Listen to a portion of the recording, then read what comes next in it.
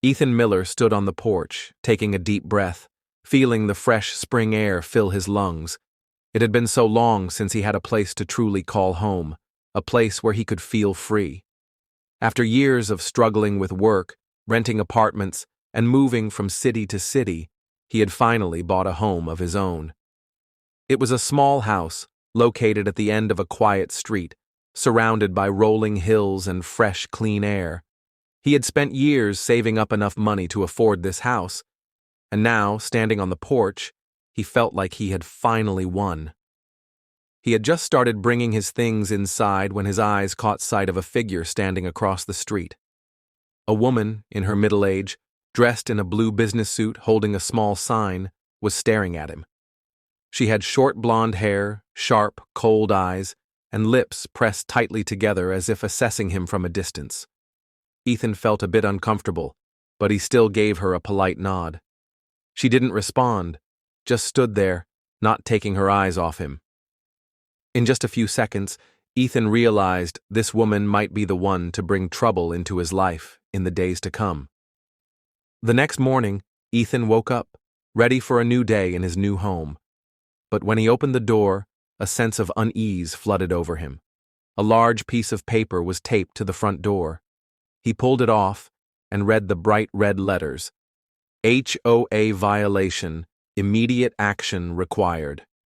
He furrowed his brows, confused about why the paper was there. He had never heard of an HOA, Homeowners Association, and he had never signed up for any such organization.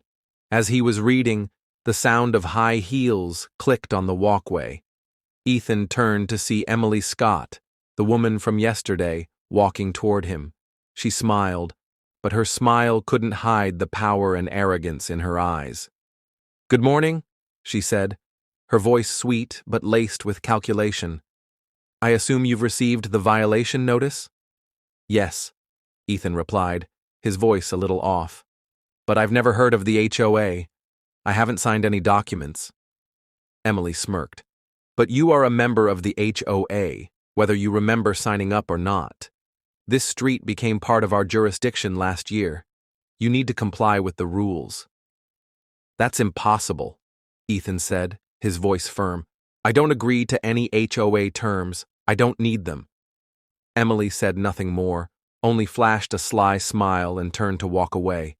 But as she distanced herself, Ethan felt something wasn't right. He knew this was just the beginning of a battle. Even though Ethan tossed the paper aside and ignored Emily's ridiculous demands, she kept appearing.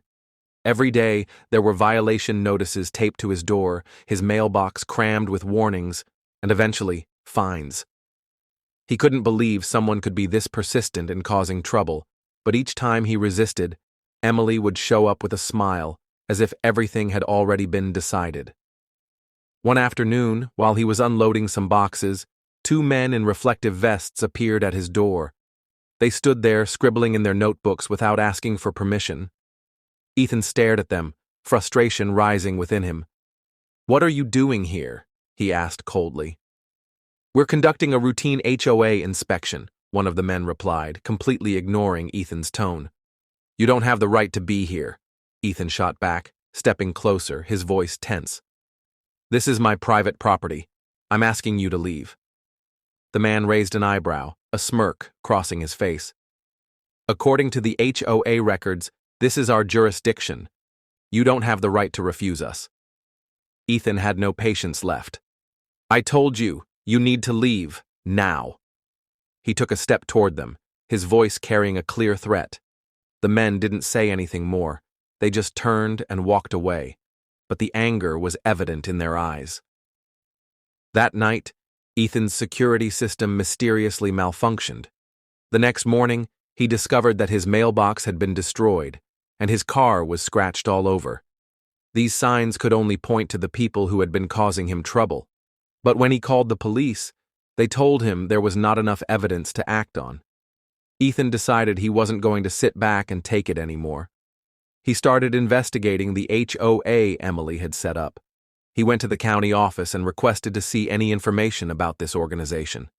That's when he uncovered the shocking truth.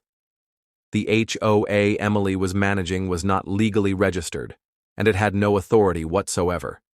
The entire organization was a scam. Ethan didn't just have one enemy in this battle, Emily Scott, but also a network of accomplices backing the HOA organization she ran. Emily's tactics weren't just about fraud.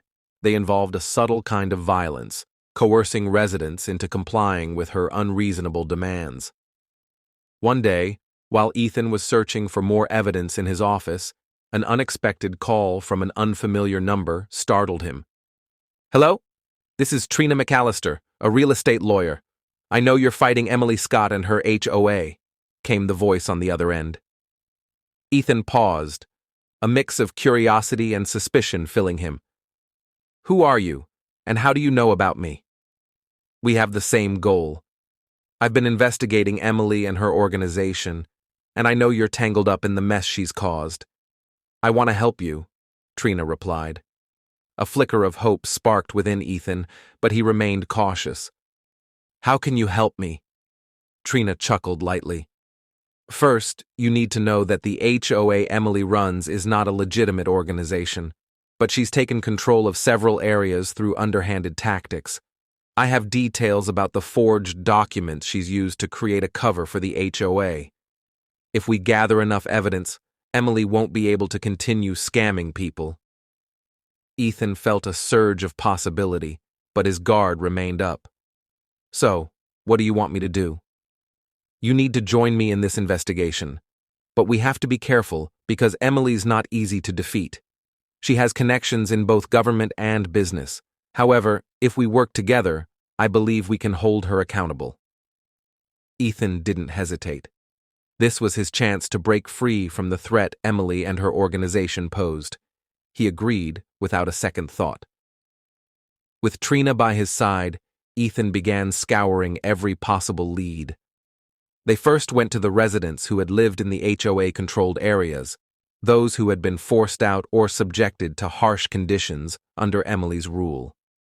Some refused to speak out, fearing retaliation, but a few of them, victims of Emily themselves, began to share terrifying stories.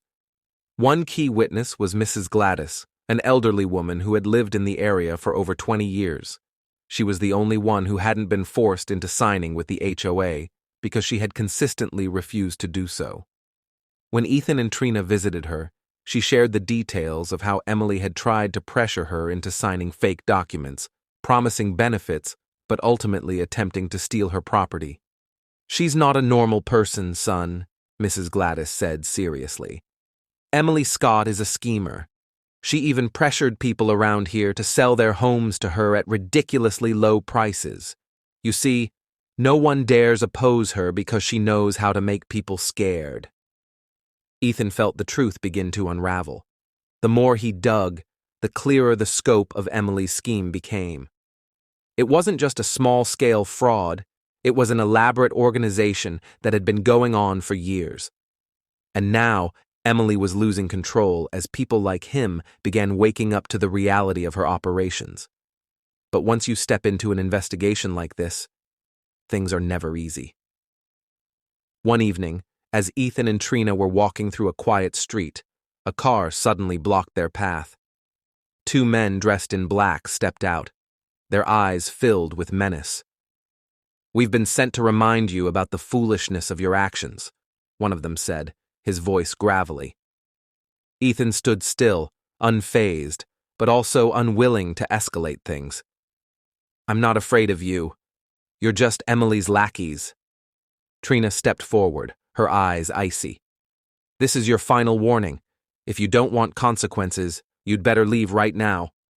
The tension between them escalated, but just then, a police car appeared out of nowhere. The two men quickly jumped back into their car and sped off, leaving Ethan and Trina standing there, breathing a sigh of relief. "We need to be more cautious," Trina said, her voice dropping to a serious tone. "Emily isn't someone to underestimate. She'll do anything to protect her power." Ethan nodded. He had made up his mind. He would fight until the end. There was no turning back now. After months of investigating and clashing with Emily's forces, Ethan and Trina finally had undeniable proof. Emily wasn't just a fraud. She was also linked to major corruption cases and financial schemes. One Monday morning, Trina worked with law enforcement to help gather crucial documents.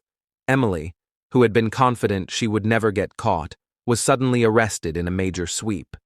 Ethan watched from a distance, feeling relief, but also deep contemplation. The battle was over, but he knew that the road ahead would still be challenging. But at least he had not let Emily and her organization take control of his life. When Emily was arrested, the full extent of her fraud and deceit came to light. She had infiltrated government offices, using her influence to force people in the area to comply with absurd terms. Beneath the shiny facade of a community organization, Emily was actually a master manipulator, exploiting fear to steal people's properties. The affected residents were compensated, and Emily's HOA was officially dissolved. Ethan and Trina had won, but Ethan also realized that life wasn't always easy. However, he had found new strength in himself, and most importantly, he had regained his freedom. With this victory, Ethan not only reclaimed ownership of his home, but also found the peace he had been searching for. He no longer lived under the control of fraudsters or unscrupulous organizations. Each day, he lived a life free from threats or manipulation.